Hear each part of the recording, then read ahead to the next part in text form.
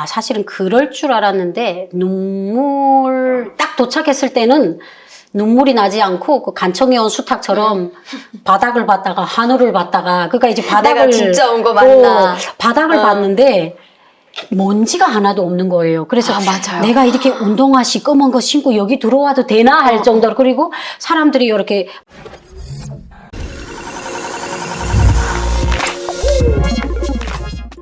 여러분 안녕하세요. 한유미의 방울 인터뷰입니다. 오늘은 또 귀한 분을 또 모셨습니다. 네. 본인 소개 부탁드립니다. 네, 정말 귀한 분이 나왔습니다. 네, 우리 유미의 단짝, 네, 박주입니다. 네, 우리 언니를 또 귀하게 네. 모셨는데 네, 게스트지만 유도합니다. 네, 언제 한국에 오셨어요? 아, 갑자기? 네. 네. 언제 한국에 왔어요? 아니, 저는 알고 있지만 우리 시청자분들이 또 모르시니까 저는 2012년에 2012년이에요? 네, 한국에 도착한 게 2012년. 2012년. 네, 출발은 그 전해 했죠. 2011년도. 11년도에 했죠. 근데 북한에 있을 때, 뭐 하다가 탈북을 하고, 어떻게 하다가 탈북을 하게 됐어요? 아, 북한에 탈북하기 전에는 북한에서 밀수했어요. 보따리 밀수. 뭐 대형 밀수가 아니라 그냥 보따리 밀수를 하다가 그러다가 그냥 남조선을 알게 돼서 그래가지고 한 번도 잡히지 않고 그냥 조금 그만하면 무난하게 한국에 왔어요. 그 북한에 있을 때 해산이잖아요, 집이. 그렇죠, 양강도. 네. 맨날 감자처럼 생겼다고. 그러니까요. 네. 네. 그 해산이라는 곳은 굉장히 탈북민들이 굉장히 많잖아요. 그렇죠. 그게 일단은 지리적으로 봤을 때 중국하고 장백현하고 제일 가깝고 또 이렇게 폭이 좁아요. 압록강. 그러다 보니까 그 항해도나 이런 데 있는 사람들도 양강도 해상까지 국경에 왔다가 이렇게 넘기는 건데 정말 좁아요. 그냥 여의 땅 하고 뛰어오면 몇 초면 넘어가요. 압록강이 진짜 그 강폭이 예, 굉장히 작긴 하더라고요. 그러니까 신의주 쪽의 강은 막 이렇게 바다처럼 우리나라의 대동강처럼 넓은데 그 양강도 같은 경우는 폭이 넓은 데도 있지만 이렇게 밀수꾼들이 많이 이용하는 데는 폭이 좁아서 거기가 완전 밀수 코스예요. 그쪽으로 해서 넘어왔죠. 좀 쉽게 넘어왔죠. 네, 밀수를 하다가 중국도 아니고 보통은 중국을 이제 왔다가 한국으로 오는 경우가 많은데 물론 경유해서는 그렇죠. 왔지만 바로 한국에 오겠다 하고 탈북하셨잖아요. 어떻게 그런 생각을 하셨어요? 그러니까 제가 이제 밀수를 국경에 살다 보니까 밀수를 했는데 우리가 밀수를 하자면 중국 파트너가 있어야 돼요. 그러니까 중국 사람이 있어야 우리가 전화를 해가지고 그쵸. 그러니까 이제 국경에 살다 보니까 이제 고난의 행군을 겪으면서 이제 밀수꾼들이 늘어나기 시작하면서 밀수를 하던 사람이 중국 전화기를 저한테 줘요. 왜냐면 파트너한테 강에 나와서 목이 빠지라 소리칠 수는 없고 하니까 그래서 그 파트너하고 5년 동안 밀수를 해서 물건을 주고받고 했는데 이 사람이 은연중 막 전화하는데 우리 안과에는 지금 한국애가 돈을 벌고 뭐 이런 얘기를 하는 거예요. 네. 그래서 안과애가 부인이잖아요. 그렇죠. 그래서 한국이면 남조선 말합니까? 그런데요. 그러니까 조선족 아저씨들은 남한이란 말을 안 해요. 한국이라고 해요. 그렇죠. 그래서 안산이라는 데서 일을 하는데 돈을 엄청 잘 번다는 거예요. 예. 그래 그때 딱 내리를 스치는 게 북한 주민들이 생각했을 때 중국은 천국이고 정말 예. 돈을 많이 벌 수 있는 곳인데 중국에 사는 사람이 한국에가 돈을 번다는 거예요. 그래서 그렇죠. 근데 한국에가 돈을 벌면 어느 만큼 법니까? 내가 물어보니까 야 우리 한국에서 한 10년 벌면 뭐 죽을 때까지 여기서 살지 뭐 이 얘기를 하는 거예요. 예. 네, 그래서 그런 것들이 조금 동기부여가 되고 또 아들이 있는데 북한이 또 전기가 안 오잖아. 그쵸, 그러니까 맞아요. 맨날 지금 그 일석이 예, 살이 그저 빚이 나 있잖아요. 호박이. 네, 걔가 네. 맨날 어두운 집에서 엄마 오기를 막 기다리고 그러니까 그냥 여러 가지가 복합이 됐죠. 조금 나도 한국이라는 데 가서 불 밝은 곳이가 좀 살고도 싶고 나는 여기서 이미 다 이렇게 살았지만 저 아이만큼은 조금 좀 밝은 세상에서 키우고 싶은 그런 생각이 들어가지고 어떻게 보면은 그 언니는 탈북을 뭐 배고파서 탈북하고 이런 것보다는 아들의 미래를 생각을 해서 그래서 큰 결정을 내린 것 같아요. 그리고 밀수라는 게 우리 국민들이 생각했을 때 막 TV에서 보이는 밀수면 와 돈도 많겠다 전혀 아니에요. 물론 뭐 차판들이라 해서 큰 대형 밀수하는 사람들도 있겠지만 국경 연선에 사는 북한 주민들은 대부분 다 또아리 밀수예요. 근데 정말 힘들어요. 그 이제 정말 투기업인데 그 물건을 다 떼우면 내 원전을 다 잃어요. 그리고 밀수를 한번 하자면 중국 사람이 나오기를 기다리자면 그 영하 30도 그 얼음판의 눈 속에 1시간, 2시간 있어야 돼요. 그렇게 힘든 거기 때문에 제가 그때 생각입니다. 내가 언제까지 이렇게 살까. 물론 이제 북한 평균적으로 봤을 때 시장에 나가 떼대기 하는 삶은 안 살았어요. 그래 나름 또 국경에서 살다 보니까 밥은 먹을 수 있을 정도가 됐는데 언제까지 이렇게 살까? 그래서 저는 그렇지. 좀 반반이었어요. 생활고가 50%, 아이의 미래 뭐 이런 것들이 50% 이렇게 됐어요. 어쨌든 북한에서 뭐 굶고 살지는 않았지만 대한민국으로 오기로 결심을 그쵸. 했잖아요. 그래서 제가 듣기로는 삼국을 걸쳐서 그렇죠. 오셨잖아요. 그때 거쳐서 오면서 가장 뭐 위험했다거나 이런 것들이 있었지 않았을까요? 삼국을 일단 저는 중국에 와서 몇 개월 살았어요. 7개월, 8개월? 근데 그게 좀 가운데 브로커를 일단은 압록강을 넘을 때 당시는 괜찮았어요. 그 저랑 파트너 아저씨가 저를 안아서 넘겼어요. 그러니까 그때 당시는 건물이라고 그러니까 이제 낮에는 덥고 밤에는 추우니까 압록강 얼음 위로 물이 흐를 때였어요. 예. 그래서 그 아저씨가 고무바지를 입고 저를 안고서 제가 그때 한 42kg, 43kg 그렇게밖에 안 엄청 됐어요. 말랐었네요. 아, 지금보다 10kg가 그렇죠. 이렇게 또 몸무게까지 공개해 예, 주시고. 아유 괜찮아요. 뭐 갱년기도 공개했는데요. 뭐 그래서 그래서 그때 아저씨가 저를 네. 안고 넘어와서 그렇게 넘어왔는데 실제로 이 아저씨는 브로커하고 선이 없었어요. 그래서 이제 어떻게 또 좀 역사가 긴데 이거는 좀 개인 정보여가지고 근데 그래서 제가 원치 않게 선진이라는 도시에 들어가게 됐어요.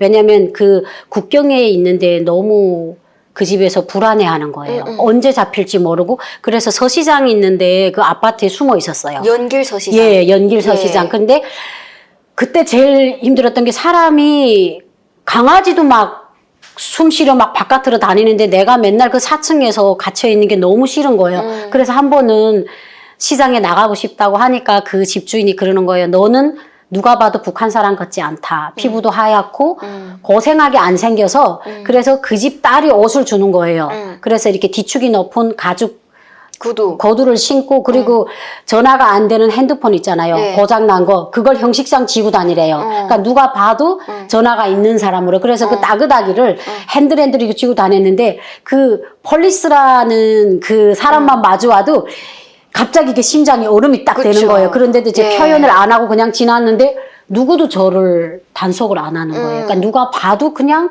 외국에서 온 사람, 그러지 않으면 중국에도 신장족이 있대요. 신장, 예, 신장. 부족이 예, 많잖아요. 서수민족이 네, 많은데 서수민족이. 신장 사람들이 저처럼 생겼대요. 그래요? 그러니까 그냥 신장족 사람이라고 생각을 했던 것 같아요. 그래서 중국에서 그 좀 브로커를 잘못 만나서 저희가 국경에 못 있고 천진이라는 도시를 들어갔는데 저는 위험했다기보다는 제일 힘들을 때가 말을 모르잖아요. 그렇죠. 근데 제가 조금 한자다 보니까 거기서 아팠는데 약을 사 먹어야 되겠는데 약국은 갔어요. 예. 이렇게 새빨간 뿔루스 표시한 데를 찾아갔는데 약을 사야겠는데 제가 중국말을 모르는 거예요. 그래서 그 의사 선생님한테 이렇게 머리를 막 치면서 나 이거 아프다 이거 아프다 막 이렇게 하는데 처음에는 안 통했는데 그 사람이 막 뭐라고 물어보는데 내 느낌에 너 어느 나라 사람이냐 이렇게 물어보는 것 같았어요. 그래서 나 한국 하니까 한국엔 이렇게 되는 거예요. 그랬더니 너무 좋아하는 거예요. 한국 사람이라고 막 그래서 내가 이거 하니까 터우통 하는 거예요. 내 느낌에 머리 아프다. 그래가지고 그때 아플 때 그러니까 말을 모르니까 그렇죠. 내가 약을 사 먹거나 그런 것들이 힘들어서 야 진짜 말을 못하는 사람들의 그 심정을 맞아요. 예, 그때 제일 안타까웠던 것 같아요. 그러면 태국으로 오셨다 그랬죠. 그렇죠. 라오스를 해서. 라오스를 해서 라오스를 해가지고 이제 올 때 그때 막 그 악어강인가 걷는다 그랬잖아요. 그럴 그쵸. 때 위험한 적은 없었어요? 아 그때는 그 보통 루트가 그래요. 전체적이진 않지만 몽골로 가는 사람들도 있고 캄보디아로 가는 사람들이 있는데 대부분 중국, 라오스, 태국을 걸쳐서 80%가 들어오는데 그때 그 중국 국경, 그러니까 중국이라는 땅이 얼마나 넓은지 2층 버스를 타고 2박 3일을 가는 거예요. 2박 3일 가는데 브로커 아저씨가 예. 버스에서 내려서지 말래요. 그 2층 버스 계속 누워서 가야 예, 되잖아요. 누워서 가는 데다가 버스 안에 화장실이 있는데 예. 냄새가 예. 너무 센데 브로커 아저씨가 내려서지 말래요. 그러니까 화장실이 차서 그것도 쓰지도 말래요. 그래서 어느 정류소 같은 데 왔어요. 우리나라로 말하면 휴게소. 예. 휴게소 왔는데 그 중국 한족 아저씨인데 중국말을 해요. 그랬더니 저는 알아 못 들었는데 같이 가는 언니가 야, 저 미친 새끼, 우리 내리서지 말라잖니. 그러면, 야, 우리 그럼 밥 먹지 말고 또 입으로 싸라는 길이 막 이러면서 내려서가 거기에 경찰들이 있으니까. 그래서 그때 2박 3일을 버스 타고 오는데 너무 메스꺼웠어요. 그리고 내가 화장실에 내리서는 순간에 거기에 이제 경찰을 만날까봐 뭘 먹지를 않았어요. 그러니까 그때가 제일, 약간 공포심보다는 사람이 2박 3일 동안 멀미나고 이러니까 야, 될 대로 되라 이렇게 되더라고요. 그렇지. 아이 그래 이렇게 가다 죽으면 어떡하고 잡혀 죽으면 어떡하고 그 정도로 사람이 너무 피곤한 거예요. 근데 그 피곤이 풀리기도 전에 중국 국경에 도착했는데 어떤 아저씨들이 이렇게 기다란 그 소를 딸굴 때 쓰는 해초리 있잖아요. 예. 그거 쥐고 나타났는데 예. 이제부터 라오스를 불법으로 넘는다는 거예요. 그러니까 중국 국경에서 그러니까 요 시간을 몇 시간 동안에 넘겨서 날 밝기 전에 악어강 앞에 도착해야 된다는 거예요. 그래야 배가 나온다는 거예요. 그러니까 이 아저씨들이 앞에서 누가 인도를 하고 22명이 한 조였는데 뒤에서 아저씨가 이렇게 긴 해초리를 들고 우리를 딸가요. 빨리 가라고. 빨리 가라고. 예, 그래서 근데 그 강에 악어가 있는 줄 아셨어요? 그러니까 지금 그 강을 가기 전에 산을 넘어야 되는데 그때 그 산을 넘을 때 비가 와가지고 네 발자국 올라가면 이렇게 쭈르륵 미끄러져. 떨어져. 그래서 4시간인가 5시간인가 그 산을 넘어서 날이 푸름푸름 밝을 때 강이 보이는 거예요. 강이 보이는데 강 전에 진펄이 있더라고요. 이렇게 발이 그치. 푹 빠지는 진펄이 있는데 거기를 막 가는 저기 배가 있는데 근데 배가 거기 힘든데. 그때 장마철이어가지고 물 색깔이 누런 흙탕물이 막 근데 물살이 너무 센 거예요. 근데 이제 물살을 따라 쭉 가면 되는데 악어강은 이렇게 흐르고 우리 배는 이렇게 가야 돼요. 무조건 올랐는데 쪽배가 있잖아요. 발동기 새빨간 거 요만한 거 앞에 달고 요렇게 됐는데 사람이 하나 타니까 이렇게 흔들흔들해져요. 그러니까 4명에서 중심을 맞추는 거예요. 근데 그때는 우리가 이게 악어강인 줄도 몰랐어요. 그렇죠. 모르고 탔는데 그 가운데 어떤 할머니가 같이 탔는데 이 할머니가 인민다닫기 대상이었어요. 너무 근심을 많이 하니까 이 할머니가 우리가 배에 탔는데 야, 이 악어강이란다. 악어 나온다잖니. 그러니까 그 배에 탔던 사람들이 그 할머니를 다 욕했어요. 그러니까 우리는 아무것도 모르고 탔는데 왜 악어강이란 얘기를 해가지고 이렇게 공포해져. 그 다음부터 퉁퉁퉁퉁 하고 가는데 물살이 너무 세니까 배가 이렇게 돼서 막 물이 막 들어오는 거예요. 근데 거기서 제일 놀랐던 게 우리가 탈북자들 구성을 보면 저처럼 직행하는 사람도 있지만 중국에서 살던 사람들이 있는데 살던 사람들 중에 일부 사람들이 교회를 다녔나 봐요. 배에 딱 탔는데 기도를 하는 거예요.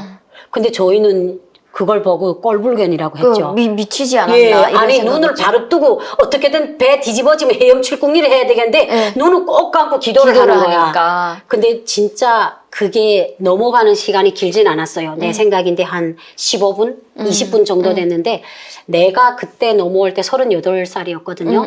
내가 살았던 38년 인생보다 더 길더라고요. 그러니까 이제 물이 자꾸 넘어서 들어오니까 그리고 이 배를 운전하는 사람들은 구명조끼를 입었어요. 우리는 배낭만 맸어요. 왜 구명조끼를 좀 주지? 안 주던데요.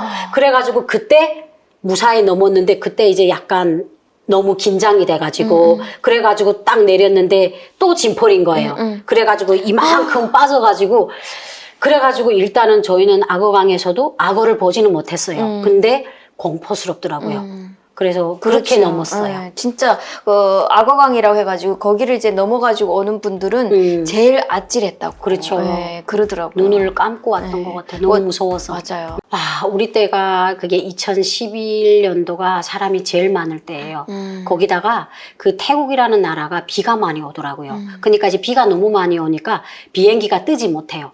근데 우리 생각에는 태국이라는 나라에 도착하면 그냥 한 며칠 있다가 비행기 타고 쌩 하고 날아가는 줄 알았는데 태국이라는 나라에 가서도 감옥을 3개를 옮겨 다니더라고요. 그래서 왜 이렇게 하느냐 하니까 이게 이민자들을 위한 절차래요. 그러니까 경찰서에 척감이 체포돼야 돼요. 체포돼야 예, 돼요. 체포돼야 돼요. 그래가지고 태국에 도착해서 22명이 세상에 그런 꽃제비가 없어요. 신발이 없는 사람들이 있었어요.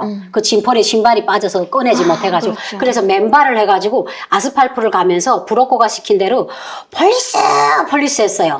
그러니까 진짜 트럭차가 한 대 오더니 그 약간 감자캐게 생긴 태국 경찰 아저씨가 배가 이만한 아저씨가 트럭에 타래요. 그래가지고 탔어요. 그래가지고 신발 없는 사람들이 신발이 없다고 하니까 어떤 가게에 가서 이렇게 쪼리 있잖아요. 네, 쪼리. 쪼리 신발. 근데 사실 저는 거기 문화적 충격을 받았던 게 북한엔 쪼리라는 게 없잖아요. 그렇죠. 이렇게 발가락 하나 내놓고. 그렇죠. 그래 쪼리를 신으래서 야 이게 우리가 듣던 일본 게다짝인가 막 아, 이러면서 게다짝. 우리가 맞아요. 늘 그림에서 보던 예. 그래서 경찰서를 갔는데 그냥 그때부터는 약간 사람으로서는 제일 힘든 그런 취약한 환경이었어요. 약간 저도 중국에서 있었는데 저도 말 잘 못하고 말 못하고 이러면서 있었는데 그 나라 잃은 백성은 상가집 개만도 못하다 이거를 저는 맞아요. 체험을 한 것 같아요. 맞아요.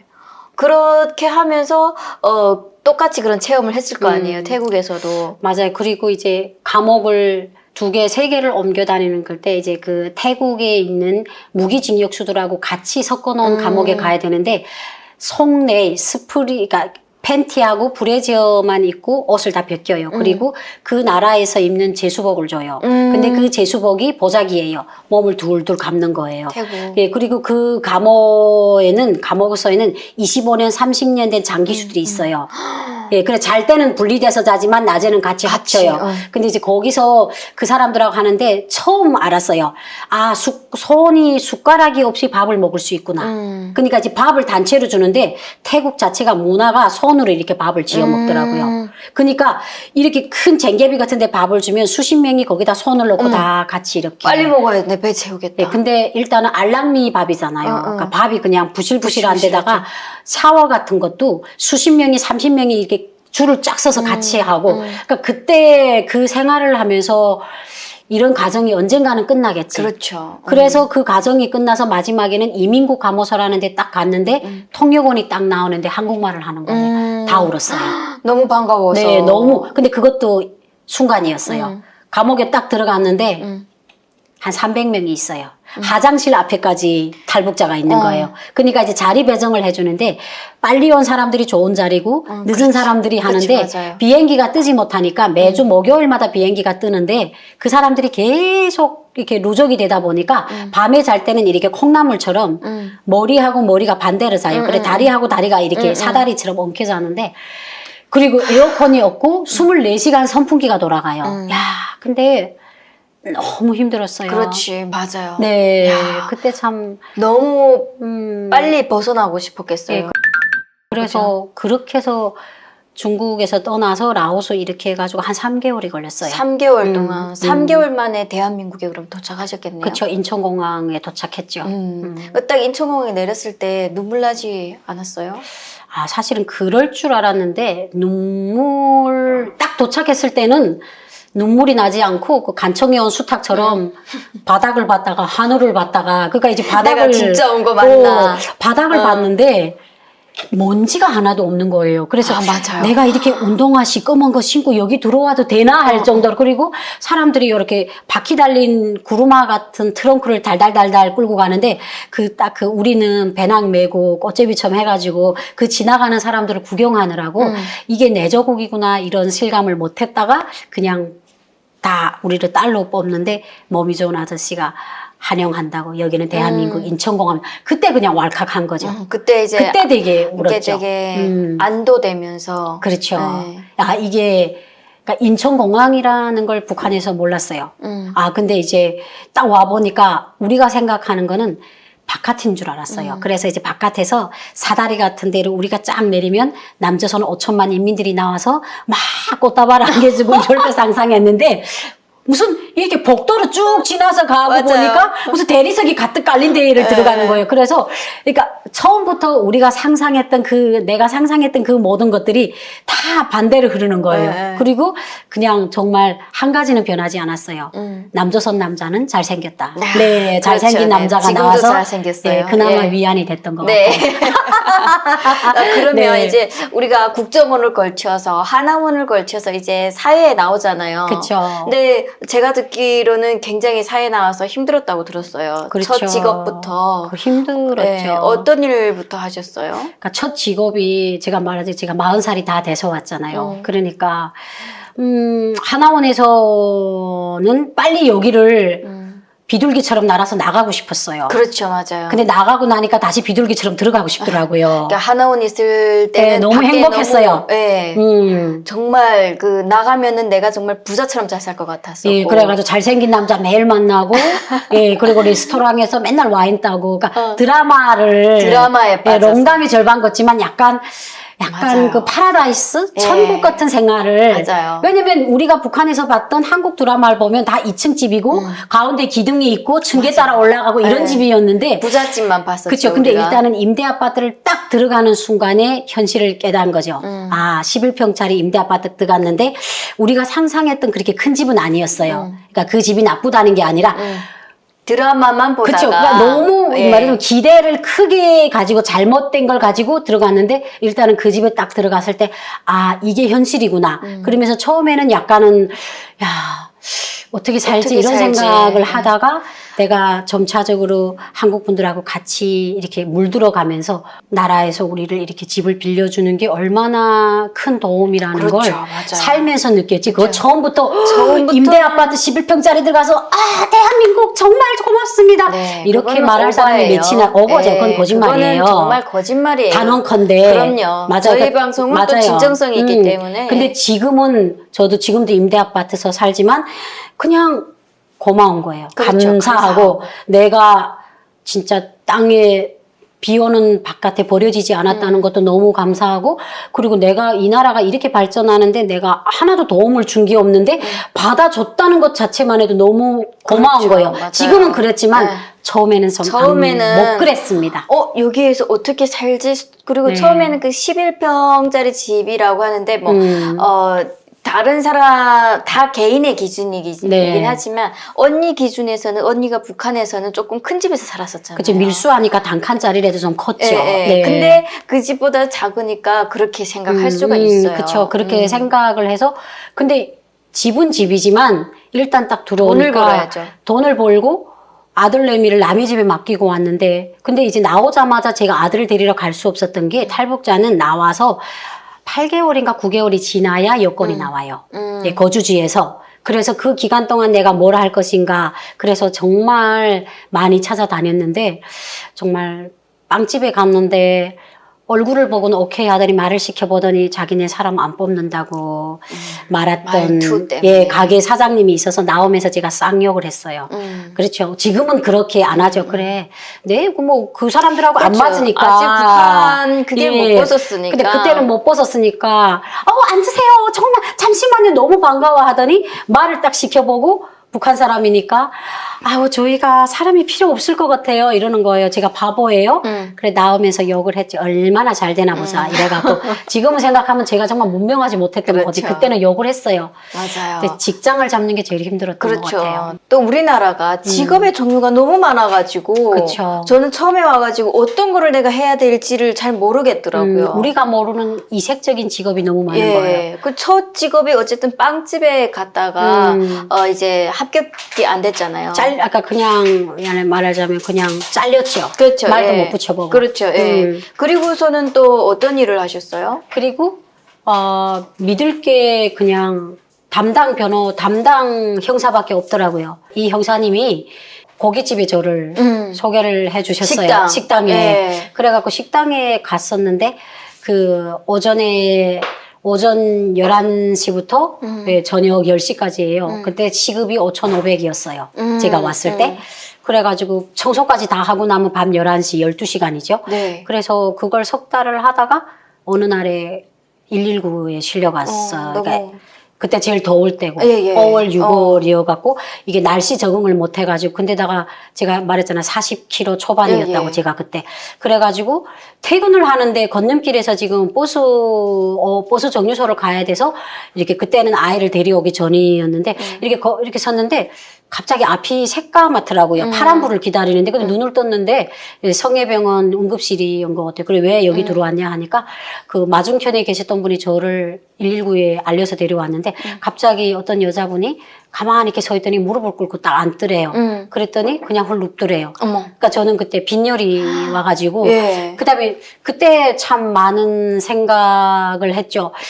나는 분명 행복하려고 오고 왔는데 그렇죠. 근데 그때는 세상을 원망하기보다는 내 몸에 맞는 일을 해야 되겠다 이래가지고 나는 체질이 안 돼서 식당 일을 못 하겠구나 해서 그 다음부터 잡코리아 뭐 이런데 막 찾아봤는데 또 누구는 딸랑 있어가지고 그 커피숍 있잖아요. 예. 거기를 찾아봤는데 28세. 아니, 저도 신기한 게 아직도 커피숍에는 나이 제한이 있더라고요. 예, 왜 그러는지 예. 이유를 잘 모르겠어요. 저도 잘못된 건데. 예, 아르바이트 하려고 지금도 찾고 있지만 네. 그래서 그 잡코리아를 막 찾았는데 거기다 보니까 저는 그때 이메일도 모를 때예요. 거기다 이제 28세 이메일로 접수하고 문의 사절 뭐 이렇게 쓴 거예요. 그래서 내가 생각해 보니까 내가 38인데 10살을 어떻게 줄 거지? 그렇지, 그렇지. 예, 그러니까 북한에서는 그냥 거짓말을 치면 믿었는데 우리 남조선은 그런 게 없더라고. 서류가 다 말해주고 그렇지, 그렇지. 주민등록증이 딱 있더라고. 그래서 전화를 했는데 그분들이 그러더라고요. 전화하지 말라고 예. 이메일로 넣으라고 했잖아요. 공지사항에서 다 했는데 왜 모르냐. 예. 네, 알겠습니다. 그러다가 가만히 있다가 북한에서 장사하던 머리 있잖아요. 예. 그래가지고 강화문 세종회관에서 커피숍에서 사람을 찾는데 28세래요. 아따, 내 세종회관은 안다 이거죠. 그래가지고 영등포 지하상가에서 10,000원짜리 원피스 사 입고 간 거예요. 예, 그래서 예. 전화를 딱 했는데 마침 대표가 받았어요. 예. 그래서 이메일로 보내세요 하니까 제가 지금 어떻게 가다 보니까 세종문화회관 앞인데 그러면 들어오세요 이러는 거예요. 예, 예. 그래 들어갔어요. 예. 그 들어갔는데 커피 한 잔 주시면서 얘기했는데 속일 수가 없잖아요. 예.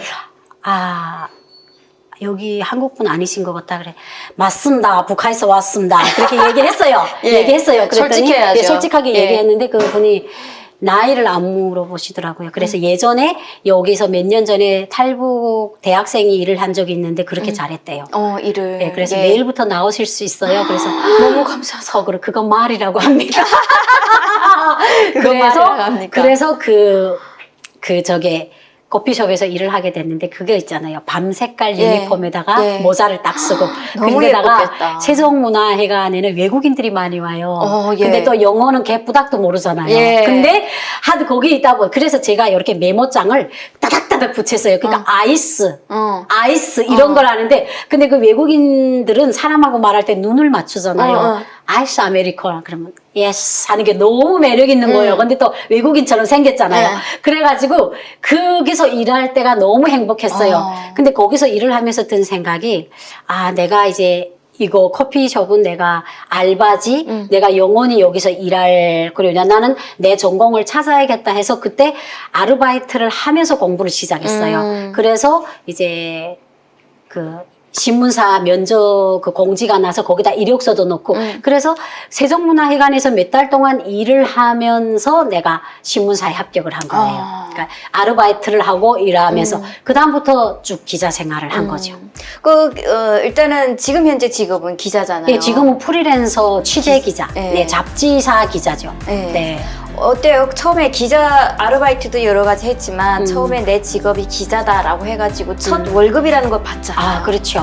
대한민국에서 첫 월급이라든지 아니면 내가 내 손으로 처음 돈 받았을 때 어땠어요? 느낌이? 행복하지 않았어요. 왜요? 아니 그거는 돈이라는 거는 이렇게 조금 때가 짜달짜달 묻어서 크라프트지 봉투에다가 돈을 줘야 그게 실감이 그렇지. 있는데 현금으로 현찰로. 예. 저 무슨 통장으로 네. 숫자로 지켜지는 거예요. 예. 그러니까 저는 그때 인턴 때 3개월을 100만 원 받았어요. 그러니까 신문사는 인턴 기간이 있어요. 3개월을 이 사람을 일을 해보고 그렇죠. 이렇게 하는 거예요. 그때 그 100만 원을 받았는데 그걸로 가는 거예요. 통장에 찍힌 거예요. 계좌이체. 예, 그러니까 이게 숫자는 보이는데 예. 그리고 북한에 있을 때부터 저희는 은행을 안 믿었잖아요. 그렇죠, 그렇죠. 네, 그래가지고 은행에 또 두 주먹 부르지고 가서 그 100만 원을 현금으로 다 찾았어요. 뽑았어요. 그래가지고 베개 밑에다 깔았죠. 어. 예. 그러니까 그러고 나니까 약간 실감이 나는 거예요. 근데 이제 막 통장으로 100만 원이라고 찍힌 게 행복하지 않고 실감은 안 났어요. 은행을 한번 거쳐서 뿌듯했어요. 근데 그때는 그랬던 것 같아요. 아, 더 아쉬움이 남았던 게 내가 월급을 탔는데 누구한테 선물해 줄 사람이 없는 거예요. 자식도 없고 부모도 없는 거잖아요. 내 나라서 예. 내한테나 선물을 그렇죠. 그래가지고 그때는 좀 슬펐어요. 네, 행복했지만 슬픈 게 좀 반반이었던 것 그게 같아요. 또 자식을 또 북한에 또 두고 왔으니까 네, 그렇죠. 아무래도 그런 게 조금 있었을 것 같아요. 맞아요. 그래서 대한민국에 와가지고 언니도 겪은 게 뭐 이제 에피소드들이 굉장히 많잖아요. 아이고 중간에 말하려면 뭐 24시간이 모자라죠. 그 중에서도 정말 기억에 남는 황당하든지 신기하든지 몰랐다든지 이런 것들이 있을까요? 그러니까 한국에 와서 일단은 말을 모르니까. 맞아요. 그러니까 말을 잘 모르니까 항상 보면 우리는 한국 사람이 한번 번역을 해줘야 알아들어요. 같은 한국말을 하는데. 그렇죠. 예, 그래가지고 식당에서 아르바이트를 할 때 그 불고기집이니까 남자들이 술을 많이 먹잖아요. 그러니까 이제 북한 같은 경우에는 술이면 그냥 민주, 원주, 백두산술 뭐 이렇게 있는데 여기는 뭐 처음처럼 뭐 두 번째처럼 있는지는 잘 모르겠는데 그러니까요. 참이슬 뭐 이런 게 있잖아요. 그러니까 아저씨들이 막 이렇게 불고기 하는데 막 그런가요? 저기요! 처음처럼 이러는 거예요. 가만히 10초를 가만히 서 있었어요. 아, 불판을 처음처럼 바꿔달라고 하는 소리구나. 그래가지고 가서 그 불판을 뒤집었는데 아저씨가 처음처럼 달라고요. 그래서 아니 이거 나는 처음처럼 바꿔달라는 줄 그랬더니 그 아저씨가 나를 이렇게 보더니 그러더라고. 어디서 왔냐고. 어디서 왔냐고. 그러니까 나보고 조선족이냐고. 이렇게 물어보는 거예요. 근데 그때 저는 사실 뭐 조선족, 중국 사람 이런 개념이 없었으니까 근데 그냥 왈칵 화가 나는 거예요. 그냥 술을 가져오라면 되잖아요. 그래가지고 대한민국 사람입니다. 이래갖고 난 갔어요. 그래가지고 처음처럼을 안 갖다 주고 화장실에 가 엉엉 울었어요. 그러니까 그때 정말 화가 나는 거예요. 나는 주민등록증이 있는데 아니 이 사람이 내가 말을 못 알아들었는데 내 국적이 무슨 상관이에요. 그러니까 그런 것들이 되게 조금 그렇지. 예, 약간 뭐랄까 조금 서러웠어요. 그리고 한국의 문화에 대한 불만이 있었어요.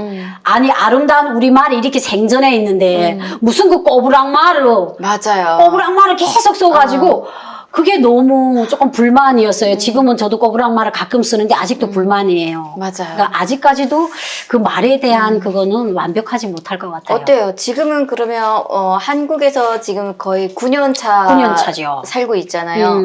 내가 지금 한국의 삶이 만족하고 살아요? 만족해요? 100% 만족하진 않죠. 100% 만족하지 않는 게 내가 뭐 불만이나 경제적으로 이런 게 아니라 그런 게 있잖아요. 행복 지수라는 게 있어요. 근데 이게 전 세계적으로 설문을 해보면 가난한 나라 사람들이 행복 지수가 높대요. 그렇죠. 근데 저는 그 가난한 나라에서 40년을 살았으니까 이게 약간 보면 아직도 그렇게 원초적인 게 남아있어요. 그러니까 행복이라는 것이 이게 돈이 많거나 내가 뽕까뽕까 이게 행복이 아니더라고요. 저는 항상 보면 뭔가 가족들하고 같이 모여 살고 그리고 그 가족들과 같이 같은 밥상에서 밥을 그렇죠. 먹고 예. 그리고 형제들끼리 좀 머리 잡으지는 않거든. 가끔이라도 티각티각하고 그렇죠. 맞아요. 이런 것들이 그 행복 지수 안에 시간이 다 지나면 그 동생하고 언니하고 그 싸웠던 그것들이 혼자 생각하면 이렇게 미소가 지어지는 거예요. 아유 그때 내가 좀 참았을 거 요 주둥이 갖고 다시 그 시간이 올까? 그러니까 그런 것들이 약간 저의 그렇죠. 삶에서 행복 지수에서 마이너스를 주더라고요. 그래서 저는 한 70% 예, 만족하고 있어요. 그래도 제가 볼 때는 우리 언니가 어쨌든 탈북을 해가지고 저는 나름대로 아이도 잘 키우고 성공한 삶을 살고 있다 그러고 생각을 하거든요. 그렇게 다 생각하고 네, 또 그리고 그렇죠. 일석이를 너무 잘 키웠는데 알아서 크더라고요. 네. 예. 전 제가 보기에는 일석이를 너무 대견하긴 하지만 알아서 크는 것도 알아서 크는 거는 몸뚱아리가 알아서 크는 거고 이게 엄마가 언니가 너무 잘 키운 거예요. 그래서 제가 항상 우리 아들도 저렇게 키우고 싶다라고 아이. 하는데 한국에 와가지고 북한에서도 육아를 했고 그치. 한국에서도 육아를 했잖아요. 그렇죠. 어때요? 차이가 분명히 있겠지만 그래도 이제 한국에서 그런 아이를 키우면서 어려웠던 것들이 있잖아요. 아, 그냥 우리나라는 그런 것 같아요. 어린 아이들한테 민주주의 국가잖아요. 그렇죠. 할 말 다 해요. 가끔은 독재를 하고 싶어요.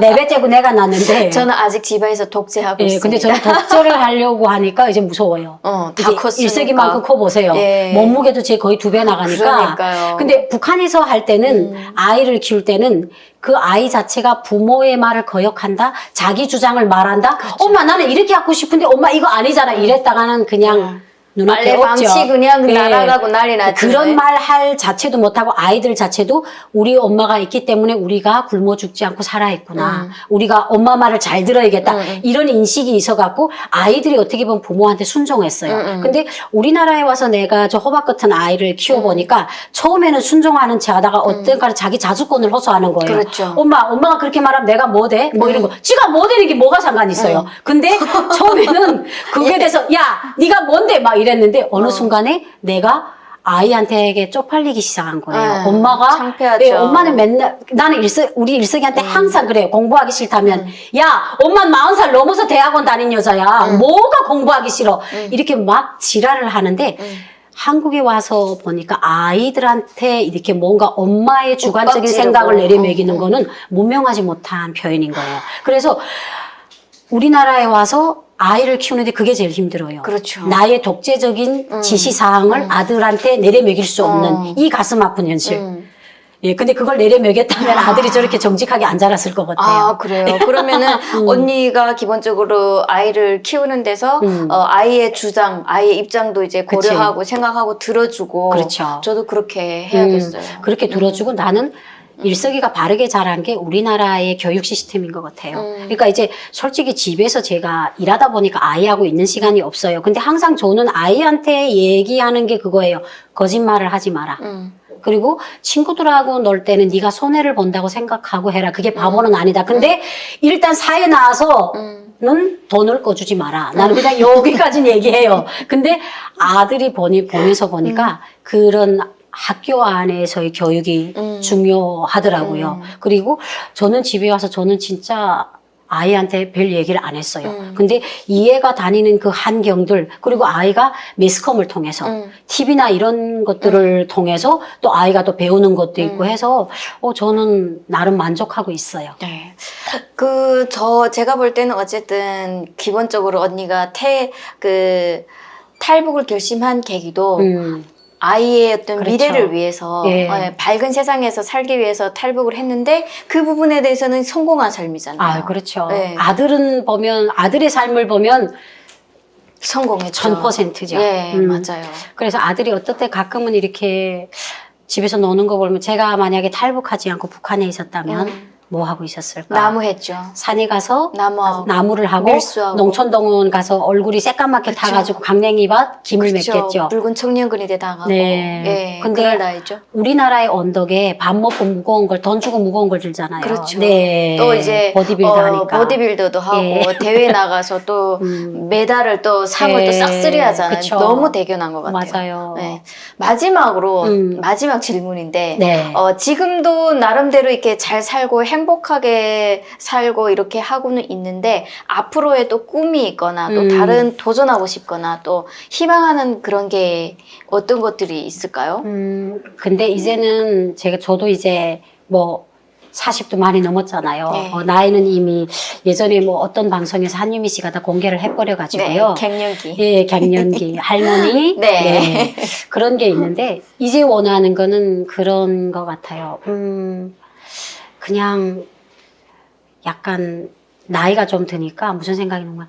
로우 준비? 노후 준비. 예. 내가 이제 나이가 드니까 내가 로우를 행복하게 보낼 수 있는 걸 설계를 해야겠다. 그러려면 우리가 지금 100세 시대잖아요. 그러니까 이게 사람의 수명이 길어지니까 근심이 나요. 맞아. 예, 왜냐면 우리가 애초부터 여기서 태어나서 뭔가 자본을 쌓였던 사람이 아니고 돌처럼 중간에 갑자기 딱 날아왔으니까 뭐 자격도 없고 뭐 이런 것도 없으니까 내가 어떻게 하면 오랫동안 일할 수 있는 직업, 약간 나이에 상관없이 일할 수 있는 그런 직업을 잡겠냐 이런 고민도 많이 하고 또 전 로우를 어떻게 로우 준비에 제일 초점이 모여지는 것 같아요. 지금 현재는 뭐 앞으로는 노후 준비에 대해서 그쵸. 굉장히 많이 신경을 쓰고 그리고 설계를 하는 거예요. 내가 이제 60까지만 딱 여기서 돈을 벌고 그 다음에는 이제 강원도로 가려고 했어요. 기농기촌. 근데 이제 제 나이에 농사를 지러 가려고 했는데 많은 분들이 말리더라고요. 못한다. 근데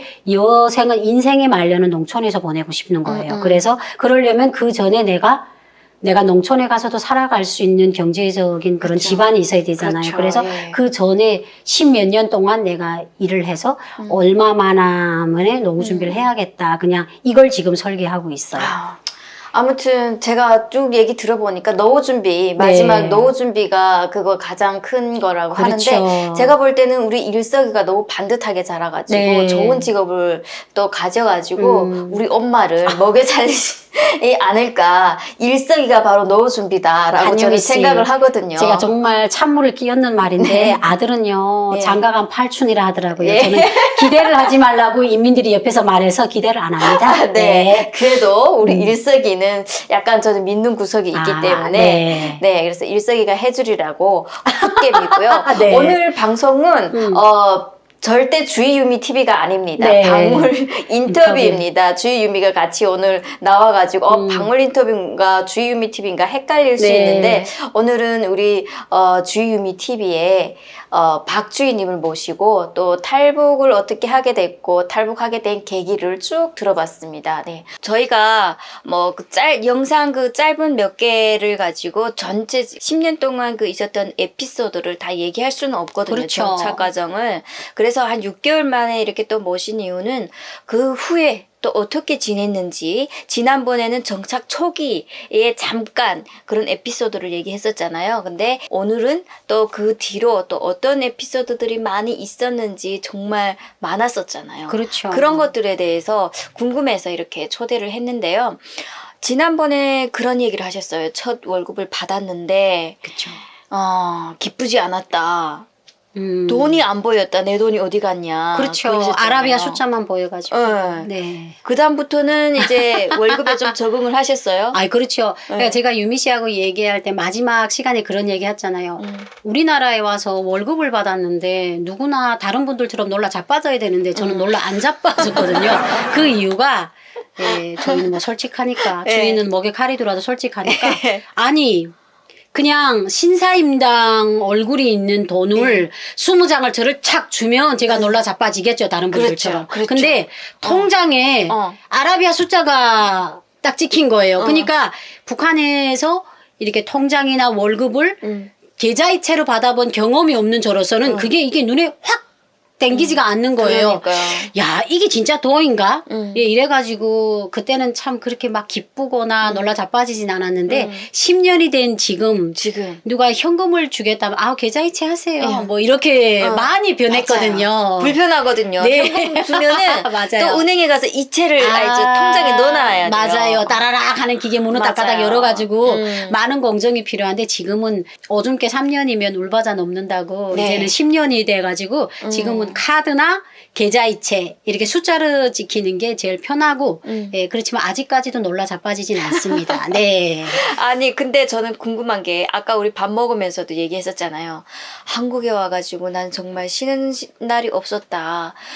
라고 얘기했는데 맞아요. 뭐 와가지고 처음부터 어떤 일을 시작해서 계속 하고 있었잖아요. 근데 그렇죠. 한두 가지 일을 한 건 아니잖아요. 맞아요. 어떤 일을 했어요 주로? 다른 탈북민들도 다 똑같은 그런 다 경로를 거쳤겠는데 저는 딱 10년이에요.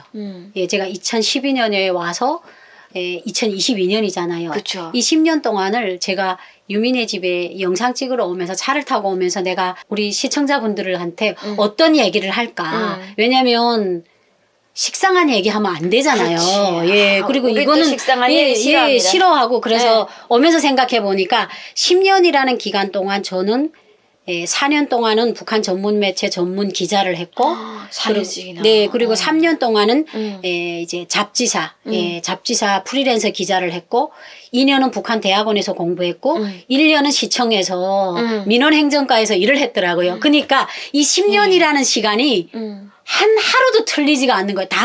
다르게 나가지 않아서, 아, 나는 내가 국제허약이고, 갱년기고, 되게 감정 기복이 심하고, 이런 사람이어서, 아, 되게 대충 살았다고 생각했는데, 10년 동안 너무 참비처럼 살은 거예요. 너무 열심히 살았어요. 예, 그래서 내가 이렇게 얘기를 하면서, 방울 인터뷰에서 이 얘기를 해서 너무 좋은 거예요.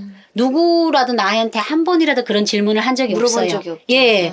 아, 주희 씨는 정착해서 어떤 일들을 쭉 하면서 살았어요. 이런 얘기들을 안 했어요. 이제 언니가 한 일을 제가 이렇게 좀 전에 이렇게 얘기한 거 보면 저랑 전혀 상관이 없는 일들을 하셨어요. 네, 저희는 좀 반대죠. 너무 예. 저희는 전혀 다른 분야거든요. 맞아요, 맞아요. 아니 시청에서 공무원으로도 계시고 기자로도 계시고 계약직 수정해야지 공무원은 아니고. 계약직은 네. 공무원이라 안 그래요? 아니, 안 하네. 그럼 뭐라 일반 그래? 행정이죠. 사무원이죠. 아, 그래요? 네. 네. 공무원 아닙니다. 아, 네. 그래요? 저는 궁금한 게 있어요. 처음에 이제 기자 생활을 4년을 하셨잖아요. 그렇죠. 기자는 글을 잘 써야 되잖아요. 첫째, 둘째도. 그렇죠. 근데 제가 보니까 우리나라에서 글 쓰는 거랑 북한에서 글 쓰는 거랑 완전히 달라요. 와, 그거 어떻게 알았죠? 야, 내 뭐저 사이드 그 정도는 알지. 그 정도는 안다. 내가 최근에 온 탈북민들 만나보게 되면, 이렇게 가끔 취재를 하게 되면, 기자님은 어떻게 기자 됐습니까? 나도 글을 기차게 잘 쓰는데 나도 기자 될 수 없습니까? 있어요. 근데 새롭게 시작해야 돼요.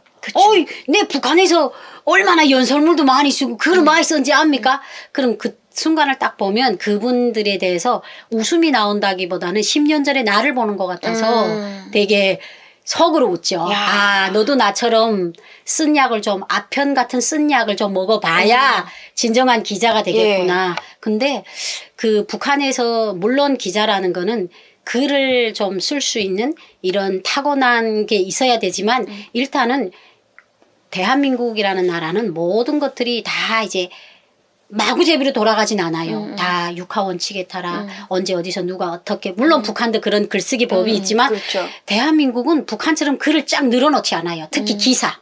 글을 늘어놓는 기사도 있어요. 칼럼. 이런 것들은 글을 늘어놔야 돼요. 분석을 해야 되니까. 근데 기사는 분석이 아니에요. 그냥 사건을 전달해주고 이 사건의 상황에 대해서 국민들한테 알려줘야 되는 게 기사거든요. 예. 이게 칼럼하고 그 차이점을 예. 북한 사람들이 잘 모르는 거예요. 그러니까 길게 쓰고 그러니까 굉장히 어떻게 뭐 있어 보이게 쓰고 이래야지 글 잘 쓰는 걸로 예. 알잖아요. 북한에서는 그렇게 써야 되는데, 그리고 기사는 주관적인 생각이 들어가면 안 돼요. 객관적인 생각이 들어가야 그렇죠. 돼요. 그러니까 그런 것들을 잘 모르고, 이제 정착 초기에는 아르바이트도 하고 식당에서 일을 하다가 막 119에 실려가고 그때 그 순간 생각을 한 거죠. 아, 내가 체질에 맞는 일을 해야 되겠다. 그래가지고 이제 여기저기에, 우리나라는 뭐 알바몬, 예, 이렇게 해서 일자리 정보들이 많잖아요. 그래 보니까 내가 가만히 생각했어요. 정착 초기에 38이었잖아요. 40살이 다 된 내가 할 수 있는 일이 뭘까? 그러면 내가 제일 잘하는 게 뭘까? 말은 잘해요. 이론이 없지만, 예, 무궁무진하게 말은 막말을 잘해요.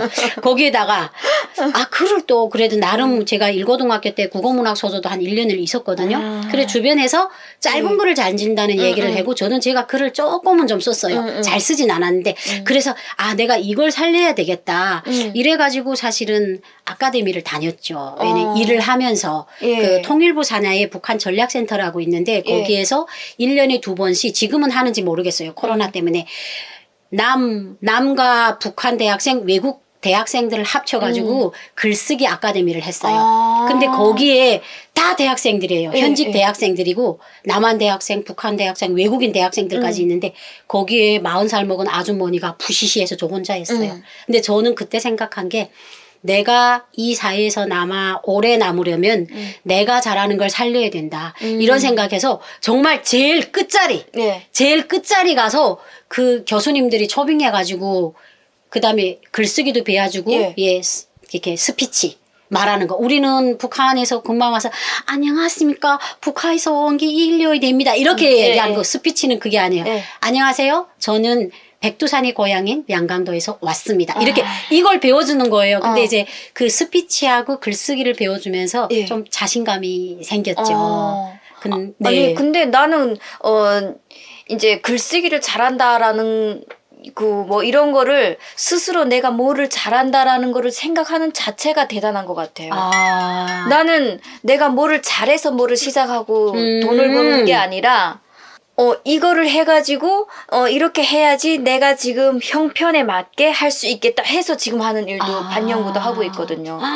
나는 이게 잘한다 생각한 적이 없어요. 유미는 내가 항상 봐도 그런 얘기들 주변에서 많이 예쁘다 하죠. 근데 본인은 정작 예쁜 거 모른다면서요. 저는 사실 몰라요. 그렇죠. 그리고 내가 뭘 잘하는지 이거 자체도 모른다고 했잖아요. 나는 뭘 잘하는지 모르고 해야 되니까. 겸손해서 그래요. 예. 그렇습니다. 예, 겸손하고 좀 가까운 게. 근데 저는 사실 좀 어릴 때부터 유미 씨하고는 좀 다르게 자란 것 같아요. 예, 좀 당당하게 자랐어요. 예, 그리고 약간 뻔뻔하게 자랐어요. 그래. 나는 뻔뻔하지는 않아요. 네, 왜냐면 뻔뻔할 수밖에 없는 게 그게 약간 부정적으로 뻔뻔하다는 게 아니라 유치원 때부터 공연 소개자를 했어요. 뻔뻔해야 돼요.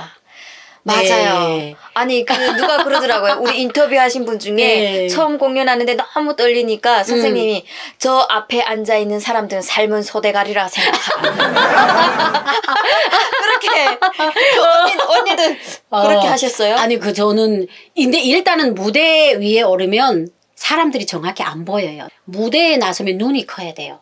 네, 이게 눈이 작으면 이렇게 점을 찍어 놓은 것 같아요. 그래서 북한에서는 무대 공연할 때 도랑화장을 해요. 이렇게 눈도 이렇게 확대를 해서 그러는데 멀리서 봐야 그 아이가 보이는 거야. 근데 저는 원래 눈이 큰 데다가 화장을 이렇게 하니까 무대에 나서면 되게 아이가 딱 튄다는 거예요. 그러니까 딱 이렇게 주인공처럼 보이고. 그래서 유치원 때부터 그렇게 하술로 하다 보니까 근데 이게 하술을 하려면 내가 말을 어떻게 조리 있게 해야 되는지를 본인이 경험 속에서 습득하는 거예요. 그렇죠. 그러면 또 그것이 유치원을 걸쳐서 초등학교 그다음에 일고등학교 입학했어요. 그러니까 그 과정을 쫙 가면서 계속 꼬마 방송하고 이러다 보니까 내가 이번 이 방송을 얼마나 재미있게 꾸며야 될까 하니까 글을 쓰는 거야. 그러니까 이제 방송을 하려면 글을 자연적으로 써야 돼.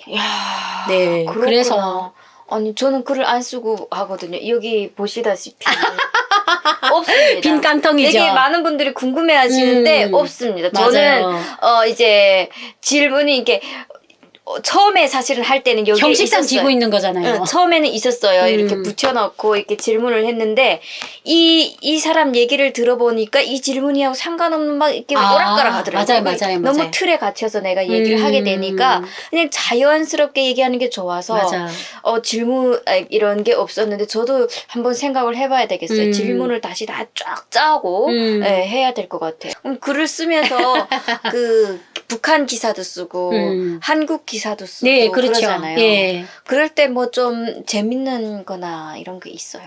이제 글쓰기 연차가 좀 늘어나니까 이제는 약간 대범해진 거예요. 너무 북한 쪽에만 그치지 않고 어느 해인가 크리스마스 날이었어요. 근데 남북의 크리스마스를 비교해야 되겠는데 북한은 크리스마스에 김정은이 할머니 김정숙 생일이잖아요. 있는데 대한민국은 그냥 크리스마스다?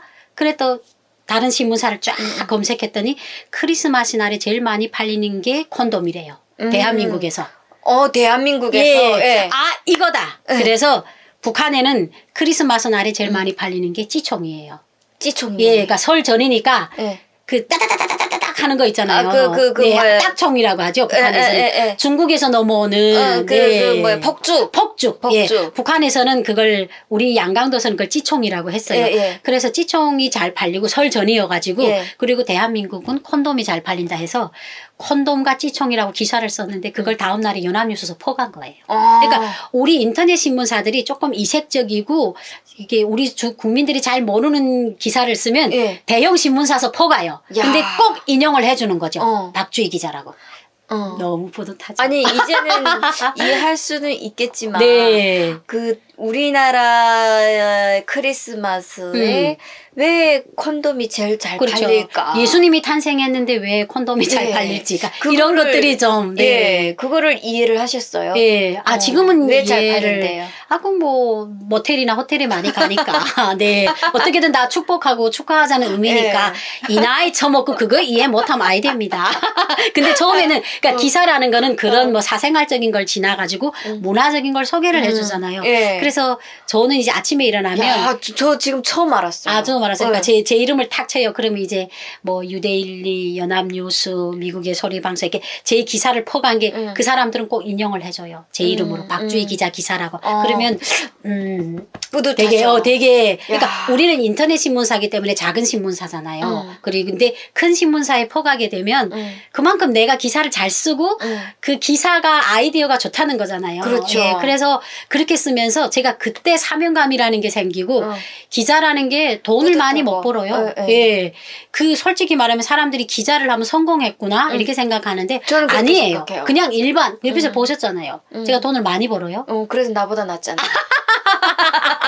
나보다 잘 벌잖아요. 그렇다고 합시다. 예. 근데 그때 되게 그런 게 생기죠. 아, 이제 돈을 떠나서 네. 내 글을 사람들이 누군가 읽고 좋아요를 눌러주고 이 글이 그만큼 가치가 있고 효과가 있기 때문에 이렇게 큰 데서 퍼가는구나. 그렇죠. 아, 그래 나는 싫어도 이제 기자를 해야 되겠다. 예, 그래서 그때는 되게 사명감. 야. 네, 그리고 기자라는 게 되게 긍지러웠어요. 얼마나 대단해요, 언니. 싫어도 이젠 기자를 해야 되겠다라고 네, 이제 죽을 생각하는 때까지 게 아니고 해야 될 것 같아요. 해야죠. 이거를 어떻게 놔요?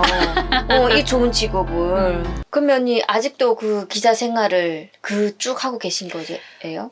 아니죠. 제가 그 기자를 북한 전문 기자를 2013년부터 17년까지 했어요. 17년까지. 네. 예. 그리고 회사가 약간 경제적으로 어려웠어요. 이제 국가가 지원해주는 회사가 아니기 때문에 그래서 회사가 경제적인 걸로 해서 문을 닫게 됐어요. 그래서 북한 대학원에 입학을 그러면 했어요. 기자를 그만두고 네. 북한 대학원에 석사과정에 입학을 했죠. 그래 그때 저랑 방송할 때 네. 입학을 하시고 쭉 그렇죠. 다니고 계셨잖아요. 그래서 석사과정이 2년이에요. 근데 사실은 저는 석사과정까지만 하고 박사를 못했어요. 그 이유가 석사과정 1학년 1학기 때인데 그때 머리 혈관 아프셔가지고 맞아요. 그때 머리 혈관 해가지고 병원 선생님이 지금 상태에선 대학원 다니기 힘들다 이래서 제가 그 우리 담당 교수님한테 얘기하니까 아깝다. 너무 배우고 싶어하고 너무 인재신데 어떻게든 버텼으면 좋겠다. 그러니까요. 그래서 제가 석사 과정까지 다 수료를 하고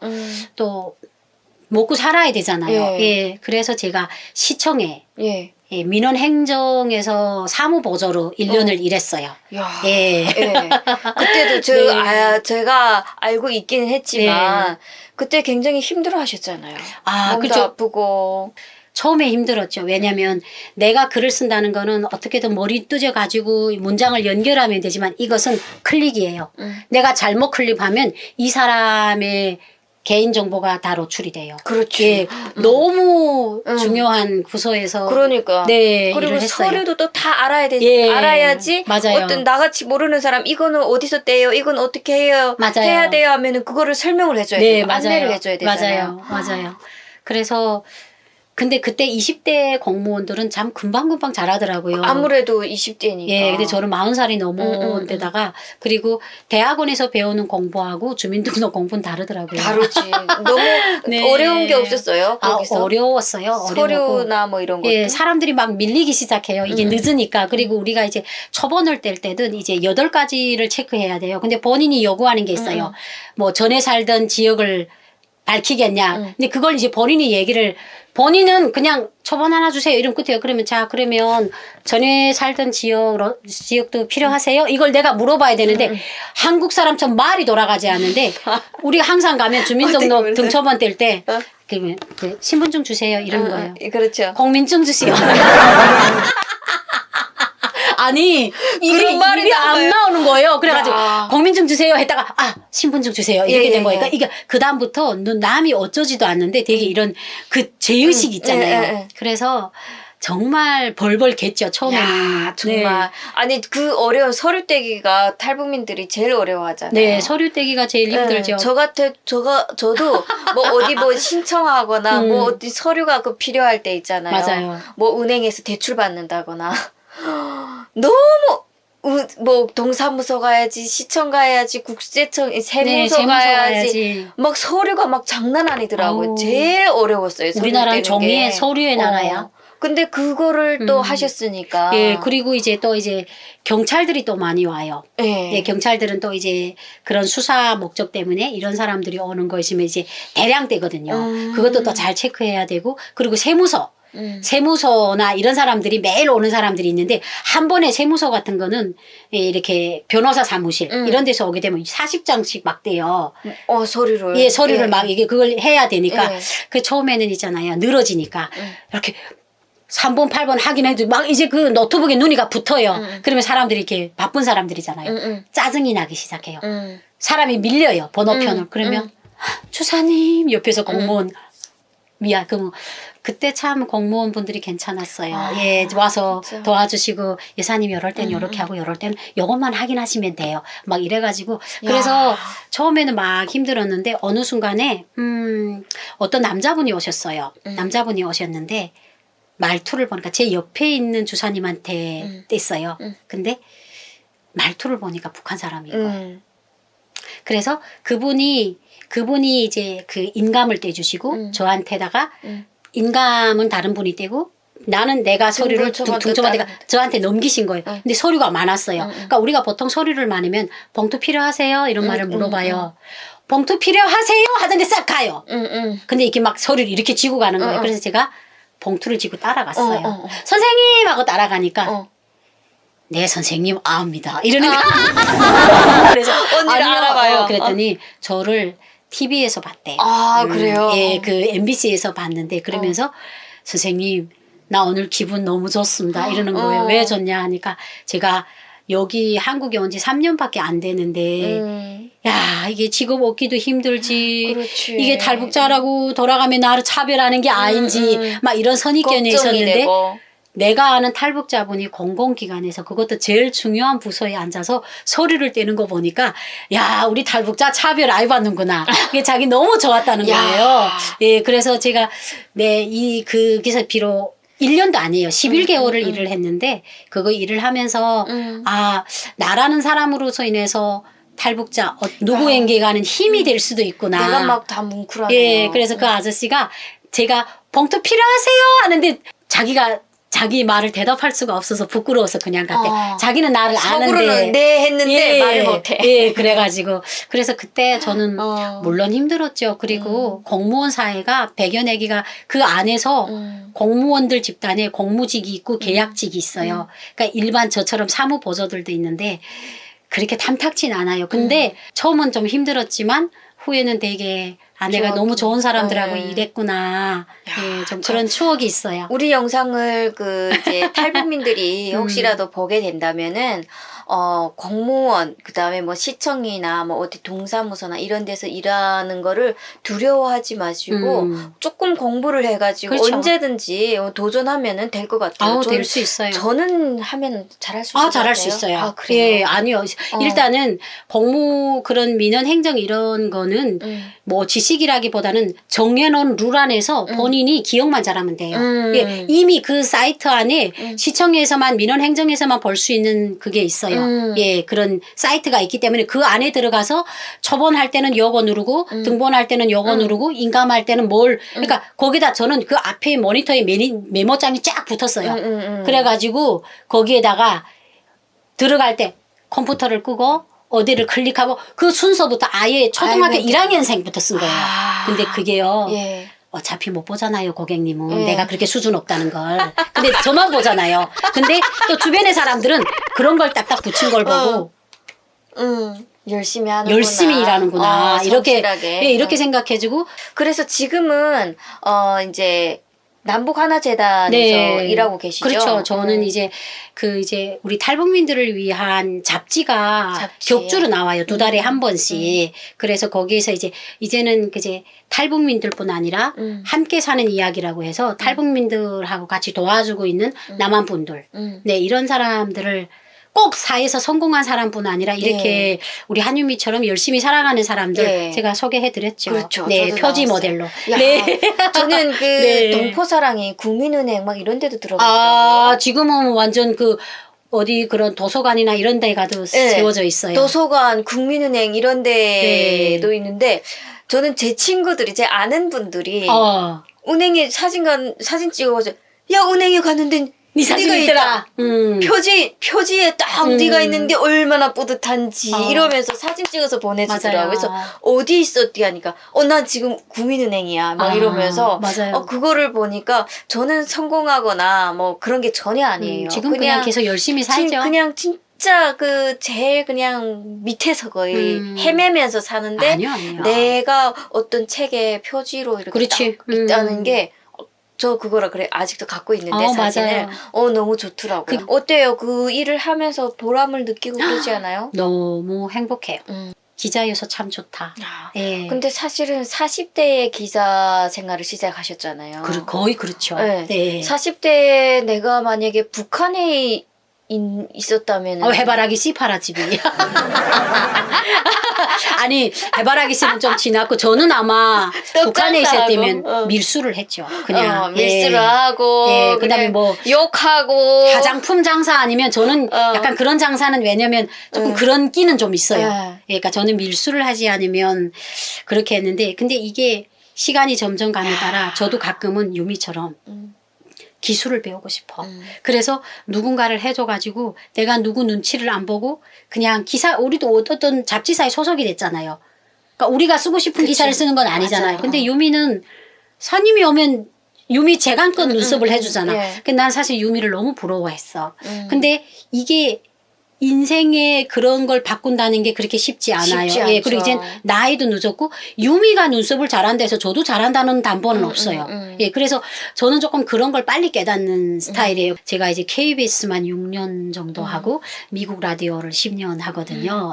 근데 그 라디오도 대본을 제가 다 씁니다. 그러니까요. 대본을 쓰고 또 편집도 하잖아요. 편집도 하죠. 근데 KBS 같은 거는 대본을 기사를 보내면 그쪽에서 질문지를 해서 보내는 방식으로 이렇게 진행을 하는데 솔직히 말하면 라디오는 돈이 작습니다. 돈이 작죠. 사실은 사명감으로 하고 또 좀 북한 동포들에게 사실적인 것을 제가 알려주자 그래가지고 한 건데 이제는 그 라디오도 이제는 내 일상이 된 것 같아요. 그러니까요. 언니 또 라디오를 또 되게 좋아하잖아요. 너무 좋아하죠. 라디오 하면은 막 에너지, 이게 사람이 자기가 좋아하는 일을 하면은 막 에너지가 생기는 게 보여요. 보이죠.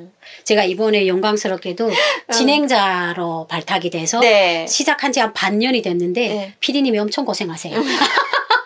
이게 맞아요. 게스트랑 저도 알잖아요. 저도 게스트로 주로 출연했는데 게스트로 출연할 때랑 진행자 할 때랑 달라요. 게스트로 출연할 때는 저는 완전 막 방방 뛰죠. 막 이렇게 하는데 어떤 분이 엄청 제 팬이래요.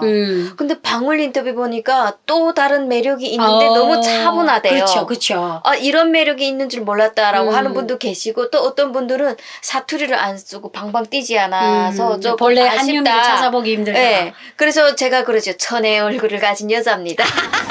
이렇게 넘어가긴 하는데 맞아요. 진행자는 자질이 진행자가 다르더라고요. 제 생각에는 한 5배는 힘든 것 같아요. 저도 그래서 방울 인터뷰 댓글들을 제가 보거든요. 그 보면은 뭐 말이 이제 다른 사람이 말하고 있는 거를 자른다든가 아니면은 진행이 미숙하다든가 이런 부분이 많은데 저는 그 부분에 대해서는 수긍을 해요. 그게 좋아. 아니 서툴 수밖에 없지. 근데 이렇게 말하는 거는 수긍을 하는데 벨벨 꼬면서 배워주려고 하는 사람이 있어. 자기도 방송에 대해서 개뿔도 몰라가지고 아는 척하면서 뭐 어떻게 하는 사람들이 있단 말이에요. 있어요. 화가 나요. 하트 눌러줘. 네, 화가 나요. 사랑합니다 하고 하트 아니 눌러서. 저는 시청해 주시려 감사합니다. 네 그렇게는 하지만 어쨌든 이 진행이라는 게 굉장히 어려워요. 굉장히 어렵고 이제 유미가 말을까 저는 이제 원래는 제가 해야 될 일을 지금 거의 PD님이 해주고 계세요. 그러니까 이제 그 막 컷 편집도 해주시고 지금 이렇게 다 피드백도 주시고 근데 저는 이제 막 방송 들어가기 전에는 머리에 12가지 상상해서 어떤 질문을 하겠는데 마이크만 딱 앞에 오면 게스트 할 때는 그 불이 켜지는 게 방송실 부스에다가 그렇게 좋아하는데 진행자를 한 때부터 겁이 나요. 내가 무슨 말을 할 것인가. 예, 그래가지고 지금은 첫걸음이에요. 그래서 저는 방송은 내가 10년을 했지만 진정한 방송의 시작은 지금이 처음이다. 예, 그래서 항상 PD님한테 농담으로 말해요. 네. 한가까지 해야죠. 그러니까 무언의 압박이죠. 나를 한가까지 자르지 말아라. 아마 이 방송도 보실 거예요. 아 진짜요? 예, 방울 인터뷰하고 주희유미 TV를 인터뷰를 보고 많이 계세요? 보세요. 아, 그래요? 네, 보실 감사합니다. 겁니다, PD님. 한갑 되면 저는 아마 9갑까지는 할 것이다. 또 운동장을 올 겁니다. 네, 근데 참 사람이 좋아서 해요. 그러니까 물론 방송도 좋아하지만 이걸 방송이라는 게 내가 혼자 하는 게 아니잖아요. 그 같이 하는 사람들은 다 남한 사람들인데 이제는 다 10년 동안 보고 좋아요. 처음에는 예. 어렵지 않았어요. 처음에는 어려웠는데 저는 또 원래 뻔뻔해가지고 근데 지금을 보게 되면 고맙기도 하고 좀 많이 미안해요. 왜냐면 내가 잘 못하는데 나 때문에 또 방송국에서 무슨 말 듣지 않을까. 그렇죠. 그래서 내가 더 잘해야 되겠다. 예, 이런 생각을 많이 하고 있어요. 그렇죠. 게스트 때보다 어쨌든 진행자에게는 네, 힘들어요. 마음가짐도 달라지고 좀 마음이 무겁다라고 보면 될 것 같아요. 많이 네. 무거워요. 자, 그래서 지금까지 우리 박주희 씨 탈북 초기랑 그리고 이렇게 그 후에 정착 과정 그리고 지금 하고 있는 일들 그 속의 에피소드들을 들어봤는데 끝으로 우리 시청자 여러분들께 그래도 따뜻한 말씀 한마디 부탁드릴게요. 이제 방울 인터뷰 구독자가 주유미 TV랑 비슷하더라고요. 그래서 저는 사실 주유미 TV는 오래전에 했잖아요. 그래서 어차피 유미랑 이제 그래도 유미가 자주 나와서 얼굴도 뵈지만 저는 개인적으로 사람들이 방울 인터뷰의 가치를 알아줬으면 좋겠어요. 주희유미 TV는 사실은 그냥 우리 둘이 만나고 싶은 때 만나서 얘기를 하고 그렇게 큰 부담이 없는데 자 방울 인터뷰는 물론 다른 인터뷰들처럼 만났던 사람 그리고 방송에서 익히 익숙해서 사람들이 좋아하는 사람들을 만나서 방울 인터뷰가 인터뷰를 할 수 있어요. 뭔가 짜내면 나와요. 그런데 방울 인터뷰는 그렇지 않아요. 왜냐하면 그래도 우리는 좀 더 신선하게 아직 매스컴에 얼굴을 드러내놓지 않은 사람들을 만나서 얘기를 하면서 우리 시청자분들이 저런 삶을 사는 우리가 모르는 또 다른 탈북민이 있었구나 이런 것들을 방울 인터뷰를 통해서 알게 되잖아요. 그런데 그분들이 방송에 익숙하지 못하다 보니까 예, 저도 알고 있는데 유미 씨가 엄청 고생해요. 예, 엄청 고생하니까 그 수고를 봐서라도 우리 방울 인터뷰 주변에 좀 많이 알려주시고 감사해요. 네, 그래가지고 예, 저는 또 뻔뻔하게 이제 반년 후에 또 다시 나올 겁니다. 네, 그 시간까지 방울 인터뷰 많이 사랑해 주시고 여러분들 올 새해 꼭 건강하세요. 네, 감사합니다. 이렇게 또 방울 인터뷰에 대한 박주희님의 애정이 가득 찬 인사를 잘 들었습니다. 네, 여러분 오늘 영상도 즐겁게 시청하셨다면 구독과 좋아요 꼭 부탁드리겠습니다. 감사합니다.